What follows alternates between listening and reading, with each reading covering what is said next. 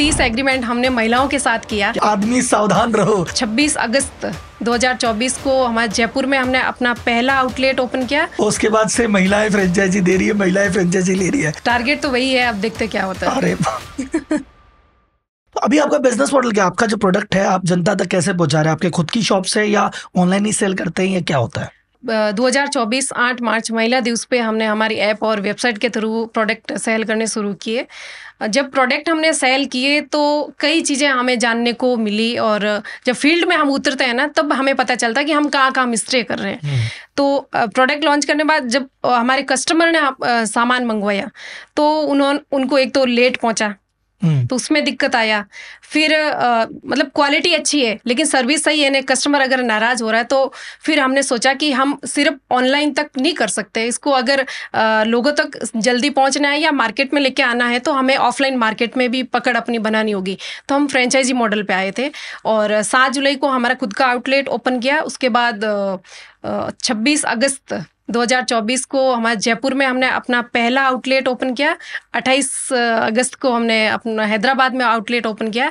ऐसे करते करते आज तक हमारे 11 आउटलेट जो रनिंग में है और 35 के करीब फ्रेंचाइजी हमारी फाइनल हो चुकी है। क्या बात, तो 35 फ्रेंचाइजी दे चुके हैं। तो अगले साल जब अब महिला दिवस आएगा या आपका 7 जुलाई जब इवेंट आएगा तो आप 100 का आंकड़ा टच कर लेंगे, मुझे इस लग रहा है, जिस स्पीड से आप जा रहे हैं। टारगेट तो वही है, अब देखते क्या होता है। अरे तो आपका जो फ्रेंचाइजी मॉडल है इसके पीछे विजन क्या है? ये आप कैसे फ्रेंचाइजी दे रहे हैं? मतलब फ्रेंचाइजी हम 2 टाइप से दे रहे हैं, एक डिस्ट्रिक्ट लेवल पे और एक तहसील लेवल पे। स्टार्टिंग हमने डिस्ट्रिक्ट लेवल से किया था, लेकिन ऐसी बहुत सी महिलाएं मुझसे जैसे आउटलेट पे मिलने के लिए आ गई। वो चाहती है कि मैं आपके साथ कुछ काम करना चाहती हूँ या आपसे जुड़ना चाहती हूँ। तब थोड़ा दिमाग में आता है और उनका इतना बड़ा बजट भी नहीं होता है कि हमारे साथ जुड़ के वो काम कर सकते। तो फिर हमने सोचा कि हम महिलाओं में वो कैपेसिटी है, काम करने की क्षमता है, वो एक जज्बा भी है। और आजकल का यूथ भी पढ़ाई करके जो बैठा है वो भी चाहता है कि मैं कुछ बिजनेस करूं, लेकिन बजट की कहीं ना कहीं इशू आता है या फिर एरिया को बाहर बड़े शहर में वो नहीं जा सकता है, अपने गाँव से या तहसील से शुरू करना चाहता है।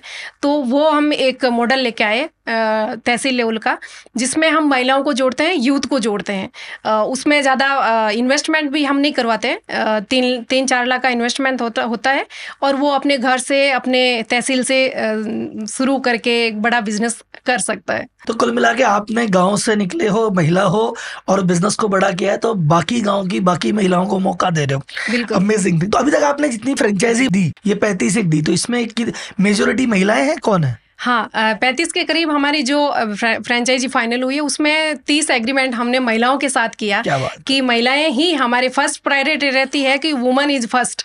तो हम महिलाओं को ही ब्रांच देते हैं कि वो अपना बिजनेस करना सीखे और घर से निकले और कुछ करें, अपने आप को प्रूव करें कि मैं बहुत कुछ कर सकती हूँ, सिर्फ घर तक सीमित ना रखें।